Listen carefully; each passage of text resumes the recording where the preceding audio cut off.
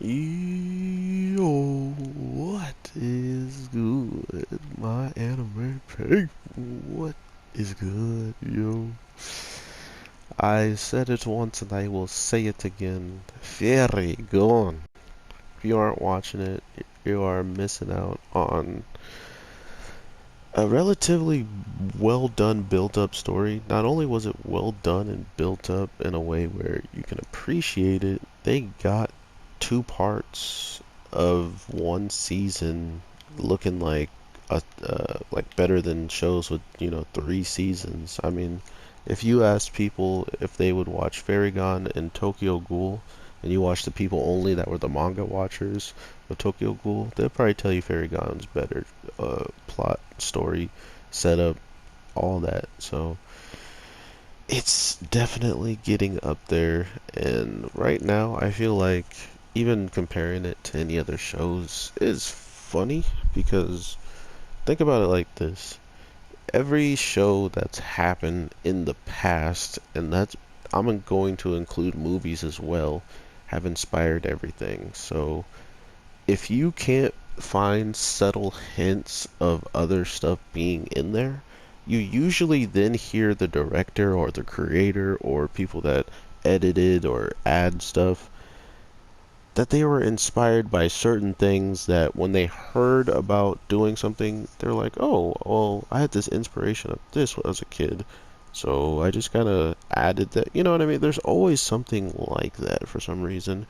Or there's like that person. But to think that that's being kind of shunned upon or like it's bad doesn't make sense to me. Like, this is why, in my opinion, shows and things like, for instance, Dragon Ball, uh, I think that's the only reason why Dragon Ball is even alive to this point is because there's so many different fan fictions out there and all of these different ways people want to see things happen or people picture things happening that the person that we're listening to write the manga for that is just a fan who got to now pretty much work on, making his own actual canon to our, storyline. So I say all that to say this.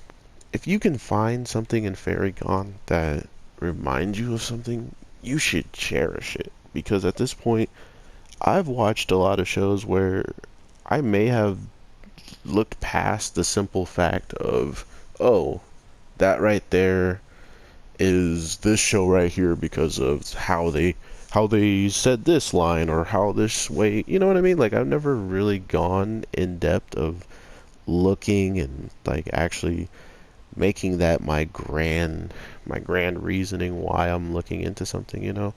So maybe that's why I haven't noticed things like that when I watch shows, but Faragon hasn't done that for me. I mean, to be fair, it is bizarre or whatever. I guess someone was telling me that this show gets compared to JoJo. Like they're taking things straight from it with the fairies kind of leaving their bodies and whatnot. But yeah, I mean, that's about it, right? Like there's something inside of them that they call upon that comes out and helps them. And because since they take damage, and when the fairy takes damage, that stands. There you go.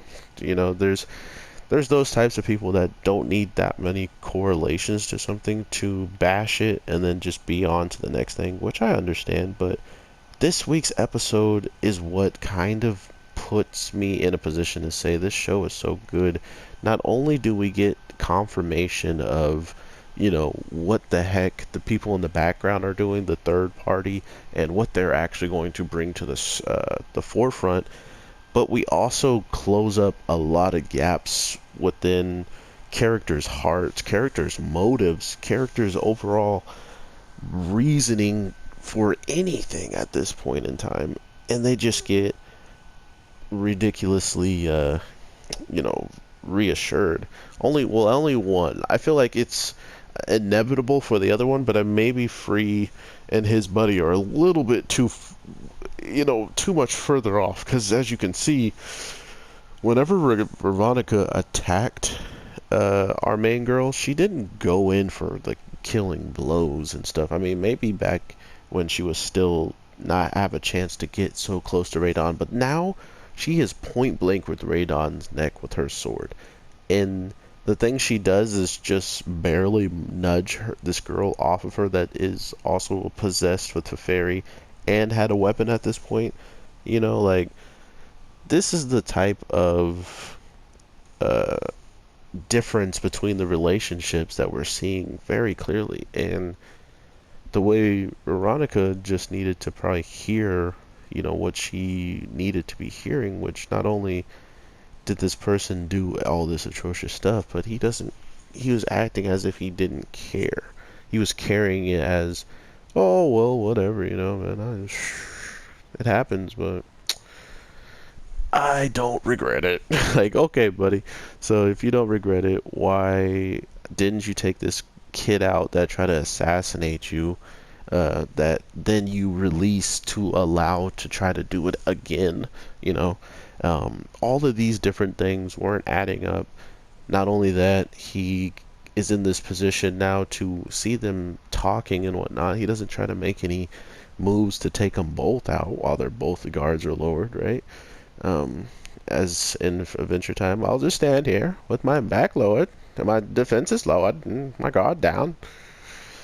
I don't know. I'm really into what they're putting out with just the story, and how long it took to get to this point is just goes to show you they're not afraid to put forth a story and a narrative and then stick to it, so much so that once it gets to that point, it's so rewarding. It's so nice to actually see what they were going for there, because now Ray Don being in the position that he was, absolutely getting just attacked by all sides, which was kind of disappointing to see for his character. He was built up pretty big, in the case of, being someone that should not be able to just be taken out or taken lightly in general. And to see him get hit by everything, like they threw everything at this man, it made sense, right? Like they said, he should not be taken lightly, and they did not take him lightly at all. Um, Not only that, one of the people that are in this event, in this overall attack, kind of had his routine cut off, and Free is the one meeting up with them. But I feel like that's the other place where this story still has so much more character, so much more build up, and attention paid to it, is what is going to happen between those two. And not only that, what is coming forth with them getting the heart of or like the core of a possessed one, which Radon was pretty much gone this week, I want to say. Like, when he used his fairy and he couldn't use it before, and then somehow he mustered up the strength to use it then, I'm pretty sure that offed him. And regardless, no, it didn't off him, but it put him like down for the count, right? Like, he probably couldn't breathe. He was probably like heavily and going through shock and all this different stuff.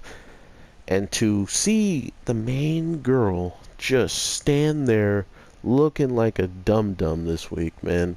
Let me give it, hold on. Yeah. She had to get saved by Veronica, who also is shocked, also is thrown back by seeing this giant monster, but she doesn't just get stunned and stand there. That was my only gripe with this week's episode, is after all was said and done, she just stood there, frozen, when she saw that thing. So I think the one thing that will save the show is if she says, I heard that fairy's voice and it was in the most pain I've ever heard, or something, right?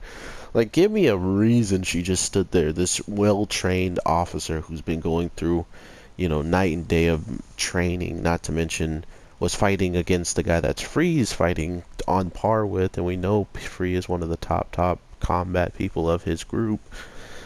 So yeah, that's going to hopefully be the answer why she was just standing there, dazed and confused, as the voices of the fairy probably reached to her, and like Radon told her, is now another thing that I kind of want to hear, right? Is, what was Radon going on about their voices being nonsense? Is that true? Or was that just another way of him saying that I don't regret stuff, and he was lying with a straight face, So we'll have to see all these different things. I hope you guys get to enjoy your show without having to hear so much criticism about it. One thing I did say about Fairy Gone is the people that I usually get to talk to about it talk to me much later after the show has been out and they watch it on their own time, because Fairy Gone is really one of the shows now that if you let build up, you're probably going to benefit from it if you're not a week to week person like me.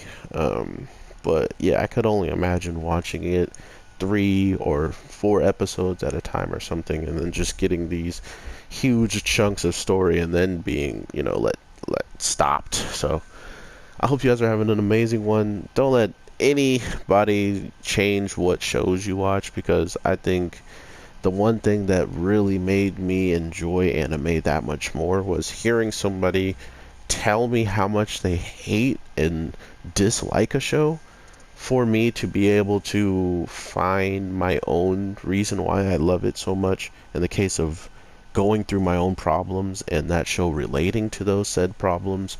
And it makes sense that if you never had problems or you've never gone through something that a main character is going through on a daily, it wouldn't be interesting to you, right?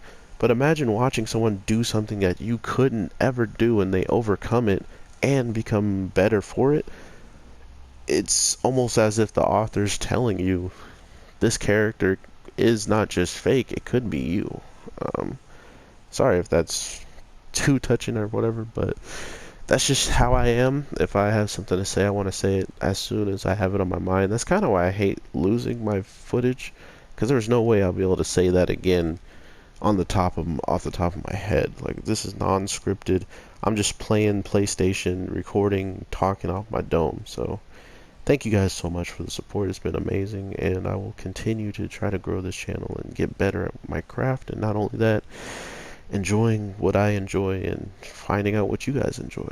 So with all that being said, take care and peace.